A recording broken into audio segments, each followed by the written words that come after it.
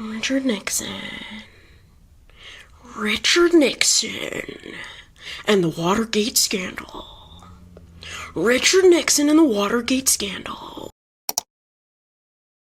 Hello beautiful people, and welcome back to my channel. Thank you so much for clicking to watch this video. Today is going to be another episode of Makeup and History. Makeup and History is a series here on my channel where I put, It's a series here on my channel where I put on makeup while talking about a historical event, a scandal from the past, or a person that I just find absolutely fascinating. My last upload was about Princess Diana and her very messy relationship with Prince Charles. If you haven't already seen her, go and check her out. It's very, very good. Very good. I would like to apologize for the delay in videos. I've seen you guys' messages and everyone asking me when I'm going to upload. You guys, listen, the way my ADHD is set up, it's just never happened for me. Like, I have tried for years. I've been on YouTube now for 7 years and I've never had a consistent upload schedule ever. One of the things I want to work on in 2021 is having more discipline with myself and really showing up for myself, because I feel like I let myself down a lot. Like, if I make a promise to someone else, then I keep the promise because, you know, I want to keep the promise that I made to someone else. But when I make a promise to myself, I don't keep it. And that is something I want to change and really work on, is my discipline and keeping promises to myself in 2021. But who knows what the year will bring? Like I said, the way my ADHD is set up, who knows? For today's Makeup and History, we're going to be talking about Richard Nixon and the Watergate scandal. A lot of you guys have requested that I talk about this video, so that's what we're talking about today. Richie Nix.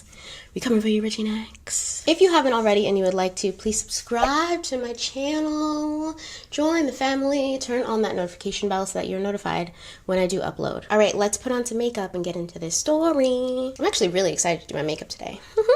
All of the products and everything that I'm using is going to be listed down in the description box below if you're curious. And if you're familiar with this story, please feel free to fact check me down in the comments below, as well as include any additional information that I forget to say or I don't say. That would be greatly appreciated. All right, so Richard Nixon and the Watergate scandal was the first time in American history that a president was ever tried for a crime. Watergate also sparked the term gate, which now is used to describe any political scandal. There's so many gates now, but Watergate was the first. To understand what Watergate is and why it happened, we need to understand Richard Nixon a bit better. Who was good old Richie Nix? Who was he? We have to get in our time machine and go back to about 1950. But hold on, let me just finish this brow. All right, so we're gonna hop in that time machine while my brow gel is drying, okay? All right, put your seatbelt on.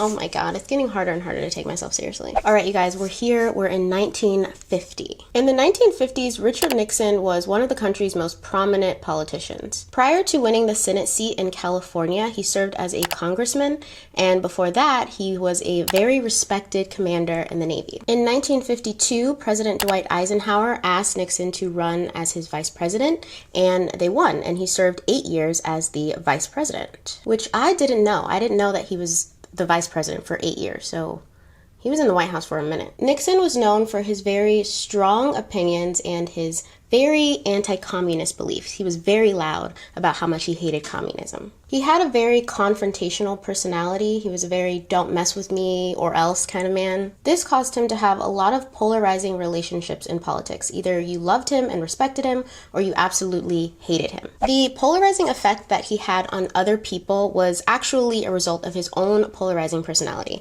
Apparently, the people who worked closely with him would say that sometimes it was almost like working with two different people. One side of Nixon was an exceptionally considerate man who is very humble, hardworking, intelligent, warm, thoughtful, charming. And this was the side of him that he presented to the public. It was the side of him that everyone got to see and that everyone loved. He was also known as being a very strong and decisive person, which made him a great leader. So that was one side, all of these great characteristics on one side, which the American public really loved. On the other side, he was very mean-spirited, vindictive, paranoid. He could be very indecisive, taking forever to make up his mind about even the smallest things. He was two-faced, he would backtalk his friends behind their back, and he would cry a lot, which he would publicly say that he never cried or held grudges, but the people closest to him would witness him crying quite a bit. He cried quite a bit.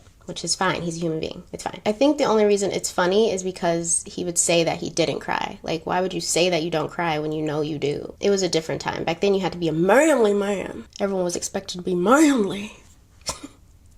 All right, moving on. The dark side of Nixon's personality originated in his childhood. As a child, he was a very emotional and needy kid, and apparently his parents ignored him a lot. Nixon was one of 5 children, all boys, and his family was very poor. His father, Francis Nixon, was an entrepreneur, but he wasn't very good at it. He made a lot of pretty bad decisions, which caused the family to lose their family ranch and have to file for bankruptcy. He was also allegedly physically abusive to his family. So, yikes. His mother, Hannah Nixon, was a bit more of the nurturing and caring parent, but she was also very depressed. On top of dealing with the terrible financial decisions that her abusive husband was making, she also cared for 2 sick children that died at a young age. So 2 of Nixon's brothers were sick and died when they were very young, and his mother would often leave her other children behind for long periods of time to care for her sick children. As a young adult, Nixon became determined to break away from the needy and vulnerable child that he had been and become a strong and resilient young man. To hide the needy and emotional side of himself, he created a persona of a very decisive, ambitious, hardworking, intelligent young man who was going to just go all the way and become president, which he did. He did do it. But deep down, he always remained that kind of needy and vulnerable young boy. I guess. I didn't know him personally. So Nixon's new persona did grant him a lot of success in life. He was often the leader or president of student-run organizations. He got really good grades. He received a full-ride scholarship to go to Duke University for law school, but he could only stay there if he remained the top of his class, which he did. And in 1937, he graduated from Duke with a law degree, and he worked as a lawyer for a bit, and then in 1940, he married his wife, Pat, who he had been kind of, I don't want to say like stalkerish, but he'd been asking Pat to go out with him for a really, really long time. And then she was finally like, all right. And then they got married in 1940. And then he joined the Navy and he had a very respected career there. He moved up pretty quickly. And then he joined the Congress and then the Senate. And then he became the vice president. All right, now we're back to where we were. But the reason that he had such a polarizing effect on people was because he himself had 2 sides. In 1960, Nixon received the Republican nomination to run as president against JFK, John F. Kennedy. On paper, Nixon seemed like the likely candidate to win. He was already the vice president where he had served for 8 years. He was very popular amongst the American public, and he was older and more experienced. So everyone thought that Nixon was going to win the presidency, but no.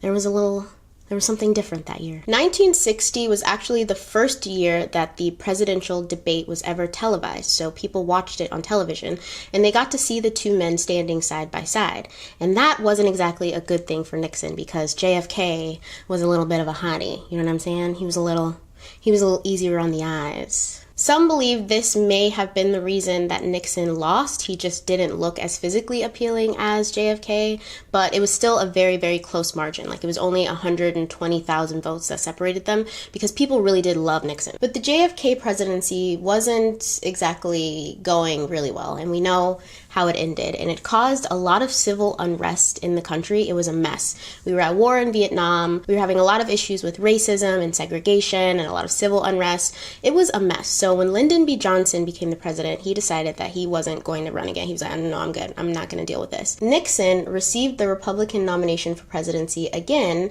and he was going to run under the campaign of law and order. He was going to help restore America back to its traditional values. And this time, he wins the election by a lot. Nixon's popularity as a politician granted him a lot of love and respect, but he also had quite a bit of enemies. And not for no reason, he was kind of an asshole. His nickname amongst other politicians was Tricky Dick. Tricky Dick. He had a lot of enemies, and he felt like he was often targeted by members of the Democratic Party who he called the liberal elites. And this didn't have to be just members of the Democratic Party. It was mainly people who had gone to Ivy League schools and had some sort of status. They would often pick on him or publish controversial stories about him. One of the people who did this was a man named Larry O'Brien, who had been a political advisor for JFK. He called the IRS and had Nixon audited, which he did not appreciate. Another example is a woman woman named Katharine Graham, who was the owner of the Washington Post, and she would use her influence to publish controversial stories about Nixon. And these are just a couple examples. Nixon had a lot of enemies. The constant attacks created a lot of paranoia in Nixon. He always felt like his enemies were lurking in the shadows and looking for ways to ruin his reputation. And sometimes this was even for things that weren't his fault, like the Vietnam War. The Vietnam War was honestly just a hot mess. It was a hot, steamy mess. And one of Nixon's first plans of action when he became the president was to do something about it. So he enacted the strategy called Vietnamization. I will put it on the screen so you guys know what I'm trying to say. But this plan was basically to reduce American involvement in the Vietnam War and eventually pull out American troops altogether. So Nixon's plan for the Vietnam War worked, and by 1972, American troops were out of Vietnam and back home, and we could just, try and move forward, try and put this all behind us, because it was very embarrassing. The Vietnam War was actually like one of the only wars that America cannot say they won. Like, there's no way they can say that they won that at all. They definitely didn't. So helping to end the Vietnam War was a success for the Nixon administration. And then, dun dun dun, the Pentagon Papers are released. Pentagon Papers. The Pentagon Papers were the code name for a top secret study that was conducted by a man named Daniel Ellsberg. And the study revealed the US's military and political involvement in the Vietnam War, and it was not good. The Pentagon Papers revealed information about the US government that made them look absolutely awful. The information released in the papers mainly implicated JFK and Lyndon B. Johnson, but it kind of made everyone in the leadership for American government look bad. So as the current president, Nixon took the release of the papers very personally. The release of the Pentagon Papers sent Nixon's paranoia through the roof. It was no longer controllable, and he became convinced that Daniel Ellsberg was another one of his enemies who were trying to attack him and ruin his reputation. Even though he wasn't. Daniel Ellsberg had nothing against Nixon personally, I don't think, but Nixon was like, you do this to me? You did this to me? So he created a plan to begin protecting himself. He was a little crazy. He was a little cuckoo. So upon entering the White House, Nixon made sure that all of his employees and everyone around him was 1000% loyal to him. He got rid of anyone he felt he couldn't absolutely trust, and he even made his staff take lie detector tests. He had tape recorders secretly installed in various rooms so that he could listen to what his staff was talking about when he wasn't in the room. The environment working for Nixon was very, very toxic. He would use his charming side and his warmth to pretty much get his staff to do anything that he wanted them to do. Even if they knew it was illegal, they were loyal to him and he was nice to them. They were all really ambitious as well, so they were constantly trying to prove their loyalty to him. So they were doing things that they knew were wrong, completely not okay, but they wanted to work there. They wanted to work for him. They were kind of in love with him, is how I imagine it, but I don't know, I wasn't there. The closest staff members to Nixon were his chief of staff, Harry Haldeman, and his chief advisor, John Ehrlichman. He also had an undercover CIA agent who he would have carry out some of his tasks, and these three men became known as the plumbers. So the plumbers' main job were to stop any leaks coming out of the White House, and then after the release of the Pentagon Papers, Nixon wanted to go on the offense, so he tasked the plumbers with straight up just attacking his enemies. He wanted to try and ruin their lives before they had the chance to ruin his. So he created an enemy list where he wrote down all of the people that he knew were his enemy or he thought were his enemy. They didn't even have to do anything. If he just thought that they were his enemy, they were on the list, and he tasked the plumbers with ruining their lives. So the plumbers created these covert operations to harass anyone that Nixon had on the list, and they started with Daniel Ellsberg, the guy who released the Pentagon Papers. They broke into his psychiatrist's office's records and tried to get information that would discredit him, which is crazy. Politicians are crazy, y'all. Alright, so at some point, the plumbers start working with a man named Gordon Liddy, who is an ex-FBI agent, and they just want to get more organized about their covert operations. And Gordon lived for this shit. Like, Gordon Liddy loved it. He almost would go above and beyond. Like, he'd be doing shit that they're like, yo, dude, relax. Like, you don't have to go that far. But Gordon's like, like, Gordon was like the type who was like down to kill people, you know? You just give him the word. Gordon was crazy. So Gordon creates this thing called the Gemstone Operations, which is basically a playbook for all of the attacks that they could make on Nixon's enemies. All of the operations in the book were illegal, so they used code names to disguise them, and the code names would be jewels or gems. Allegedly, some of the plans that Liddy had created in the Gemstone Operations book included killing people, but they were mainly just harassing people and ruining their lives. The worst part, I think, think of the whole thing is that the Attorney General at the time was a man named John Mitchell. The Attorney General is supposed to be one of the highest forms of law, so they're supposed to be the ones persecuting the crimes. But John Mitchell was actually the one controlling the secret fund that was paying for all of these illegal operations because he was loyal to Nixon. So not only were they doing a lot of illegal-ish, the person who was supposed to be stopping it and persecuting it was funding it. Although I'm sure if he did it, Nixon would have just fired him because, again, he got rid of anyone who wasn't loyal to him. It sounds very eerily familiar to a situation that we're in right now, but I'm not. Let me move on. So one of the plans that Gordon Liddy had put in the Gemstone Operation book was to break into the Watergate building and steal sensitive information about whoever the Democratic nominee was going to be. Whoever Nixon was going to be running against in the next election, they wanted secret, hurtful information to potentially ruin that person's career. They also wanted to wiretap the phone so that they could listen to all the conversations that they were having. Watergate was the actual name of the Democratic National Committee's headquarters. I've always wondered why the scandal was called Watergate, because it had nothing to do with water, so I didn't understand, like, why. But that was the actual name of the building that they were breaking into, so that's where the name of the scandal comes from. In May of 1972, they carried out the plan and they broke into the Watergate building and stole some top secret documents, and then they wiretapped the phones, but they didn't do a good job. The wiretaps on the phones weren't working, so they had to go and do it again. They'd also heard that Larry O'Brien, who was on Nixon's enemy list, was going to potentially be one of the candidates, so they wanted to go and specifically get some dirt on him. So on June 17th, 1972, they sent 5 men back into the Watergate building to do it again. Now, it's unclear if the second time they broke into the building, they sent the same people that they did the first time, but the second time they sent in 5 burglars, 2 of which were ex-CIA agents. One of them was Bernard Blake, the guy who already worked in the White House doing very shady things for Nixon, and the other CIA agent was a man named James McCord. Alright, so these 5 guys break into the building again. 2 CIA agents, 1 FBI agent, and one of the guys was a spy. The other 2 were from Cuba. One of them was like a Cuban exile, like he got kicked out, he couldn't come back. And the other one was a refugee. He had left Cuba as a refugee. So they break in, and the way they were able to get in was by putting tape over the lock so that the door wouldn't jam shut and lock. And they did this on multiple floors so they could get in and out. The security guard on duty that night was a man named Frank Willis, and Frank was just doing his job, going through all the floors and making sure the building was secure, when he noticed that there was tape over the door. So he took off the tape. He's like, this is weird. He takes off the tape and he keeps going. He comes back around and finds that the tape is there again, so he knows something is up. He calls the police and reports a burglary. Oh, I forgot to mention this. The FBI agent that was there was a man named Alfred Baldwin, and he was supposed to be the lookout, so he was watching to make sure that the police didn't show up. But when Frank, the security guard, called the police came, and because it was 2 a.m. in the morning, they came dressed as civilians. So Alfred didn't notice like a police car, and he was watching television, so he was distracted. He didn't even see them go into the building. I think that just indicates how used they were to doing illegal things and not getting caught. That this fool was watching TV while they're breaking into a government building. So the police enter the building and catch the men red-handed. They arrest them, confiscate their belongings, and take them in for questioning. And in one of the belongings for one of the burglars, I think it was James McCord, they find a phone number to the White House. So then they're like, why do you have a phone number to the White House in your pocket?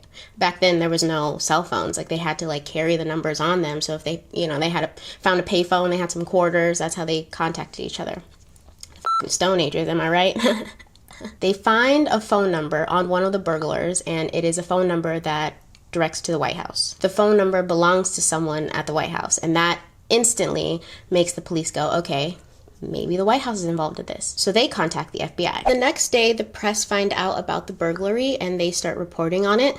They also find out that Nixon might potentially be involved, and they start telling the public, especially the publications who did not like him, like the Washington Post. Initially, the story does not get much recognition in the public. They kind of just ignore it, but the FBI does continue the investigation. Nixon was worried that the FBI investigation of Watergate would affect his re-election. He technically did not know that Watergate was happening. Like, he hadn't himself given the orders. He didn't really know that it was happening at all, but he did know that his men were doing these covert operations. But because there was was nothing that could directly link him to the break-in. He had the CIA tell the FBI to stop the investigation. He had them shut the investigation down. And then he went on to give a speech to the public where he denied having any involvement. He said, no one in the White House had any involvement in the break-in, and I didn't even know about the break-in. You guys have nothing to worry about, don't worry. Technically, he was telling the truth because he didn't directly order the break-in, and none of the White House staff had anything to do with the break-in. It was people the White House staff had hired to do the break-in, so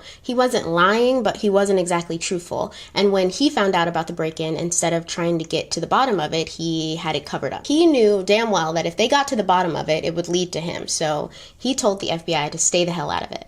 Well, he didn't say it. He had one of the CIA agents say it, so I guess I didn't know that the CIA was above the FBI. Why does the president have control over everyone who's supposed to be persecuting the crimes? That is a problem.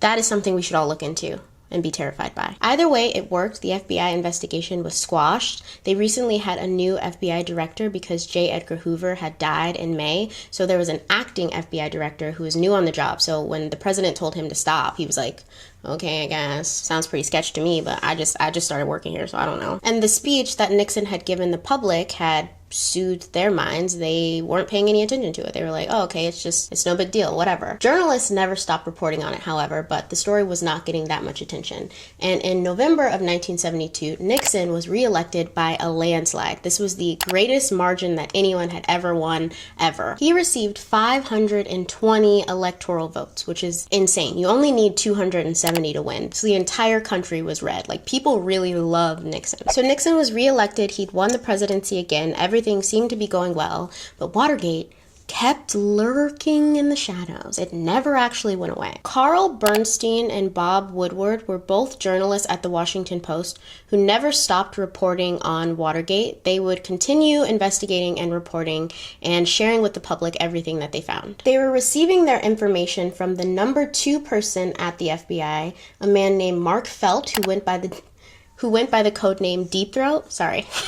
Why would he choose that code name? It's just so suggestive. Was it not suggestive then? Why would you call yourself Deep Throat? Anyways, he went by the codename Deep Throat, and he was a very just person. So when the president shut down the FBI investigation, it did not sit well with him. So he started feeding information about what was going on to journalists because he wanted to expose the corruption in the White House. Shout out to Mark Felt for doing the right thing. Thank you, Mark Felt. You are a true patriot, sir. Salute. So the 2 journalists at the Washington Post kept reporting on it, and Nixon was infuriated. He had both of them added to his enemy list, and then he banned the Washington Post from coming into the White House to report anything. It's just hilarious to me that he had an enemy list. On January 8th, 1973, just before Nixon was inaugurated for his second term, the 5 men who were involved in the burglary were prosecuted. They pled guilty and they were sentenced. Allegedly, Nixon had all of the burglars paid off so that they would keep their mouth shut and not implicate him in any way. And for the most part, they had. And then one of them decided to snitch. Guess who it was? Guess which one? It was James McCord.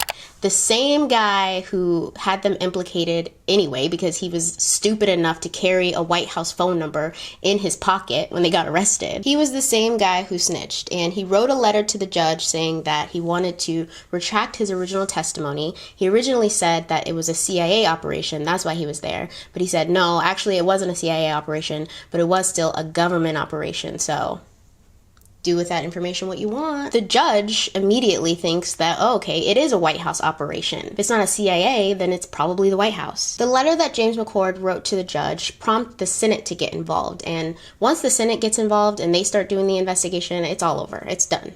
That's the last thing they want, is the Senate to start investigating, because the president can't control the Senate. The president can tell the CIA to back off, the FBI to back off, but the president cannot tell the Senate to back off. So if the Senate starts investigating, you in trouble.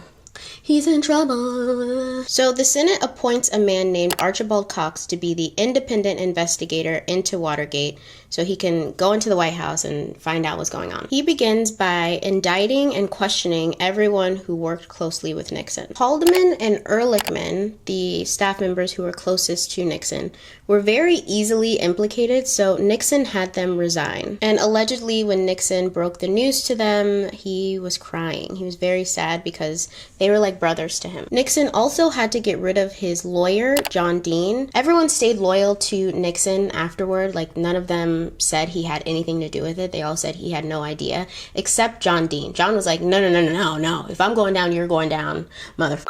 We're going down together. John snitched. John Dean tells the prosecution that he himself had no prior knowledge of the break-in, but he did learn about it after the fact, and he and the president had 35 conversations about what to do and how to cover it up. Apparently, John wanted Nixon to come clean about the whole thing, but Nixon was not going to do that, so John said that he was a cancer on the presidency. Another person who baby snitched on Nixon was a man named Alexander Butterfield, and he was the former appointment secretary. He was the person who helped Nixon set up all of the recorders, like the tape recorders in every room. So he's the one who tells Archibald Cox that all of Nixon's conversations and phone calls have been recorded since 1971. And Archibald Cox is like, oh really? You don't say. This motherfucker was dumb enough to record himself the whole time?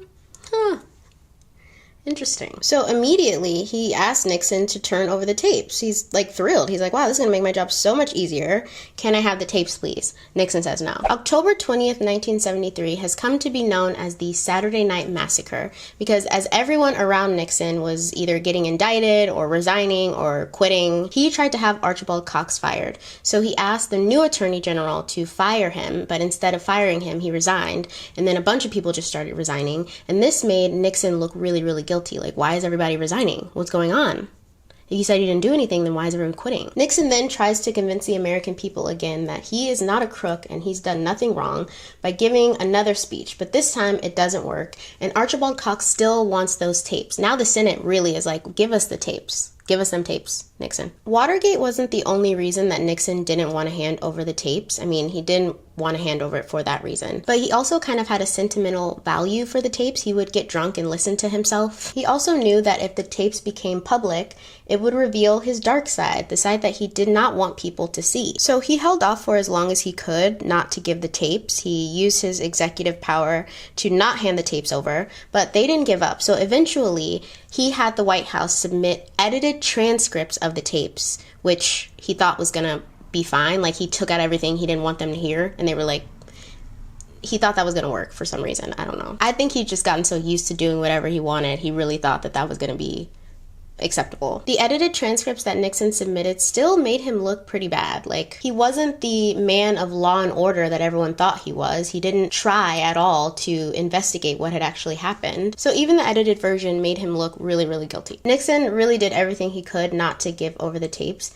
He also didn't destroy them because he knew if he destroyed them, that would be an automatic admission of guilt. But he did everything he could not to give the tapes up. And then on July 24th, 1974, the Supreme Court ordered him to hand over all of the tapes. So he finally had to. Once they had all of the tapes, they discovered that Nixon actually did not know about the break-in. He had no prior knowledge and he had not ordered it. But he did, after the fact, order the CIA to squash the FBI investigation. Instead of actually getting down to the bottom of it and finding out what happened, he tried to get rid of it. This information was the smoking gun that the prosecution needed, and that was enough for them to determine that he was guilty. Because he was. After they got the tapes and they were able to listen to everything that Nixon had talked about and did, Congress then moved to impeach Nixon. But then, in August of 1974, Nixon resigned. No one thought that Nixon would resign, and he himself said it went against everything that he believed in, but he eventually did just give up and resign. And then the vice president, Gerald Ford, was sworn in as president and pardoned Nixon for all of his crimes. Now, this allegedly was hard for Nixon to do because apparently he had to plead guilty in order for Gerald Ford to pardon him for his crimes,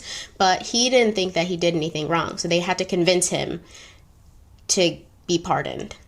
And up until the day he died, he never believed that he did anything wrong. He never assumed any guilt for anything. Everyone else involved in Watergate and the Gemstone Operations was sentenced and did receive jail time, but none of the jail sentences were that long. I think the longest one was Gordon Liddy, and he received, I think, 4 years. Nixon, however, would receive virtually no punishment at all. I think the fact that his presidency and his legacy was tarnished was punishment enough for him. It really ruined him a lot to have people think badly of him. But legally, he faced no repercussions. He had no Nothing. He just went on about his life. He was, however, the first and only president to ever resign. As a result of the Nixon administration, Congress passed the Privacy Act of 1974, and the Supreme Court ruled that the president is not above the law, because apparently before then the president was, judging by all of the very illegal things that Nixon and his team did. Alright, you guys, so that is it for this story. That's all that I have for you. I feel like this story was a mouthful, and I did try and cut out a lot. Like, I tried to just put in the most important parts, I thought, to kind of give you a synopsis of the story, but there's a lot that happened. There were a lot of people who did a lot of really corrupt things. I think one of the things that I found interesting that's kind of relevant to today and the presidency today is that a lot of people feared that Nixon would not leave the presidency. They thought he was going to put up more of a fight. So there were a lot of people who were doing things to make it so that he didn't have any power. So they were slowly trying to strip power away from him. One of the ways they did that was taking away the power of the army and the military so that they would no longer listen to him. But Nixon surprised everyone by peacefully giving over power. And apparently there is no law that says that a president has to leave. So right now, the current president does not have to leave by law. It's always just been done on good faith. For the betterment of the country, everyone just expects that the president will peacefully transfer over power.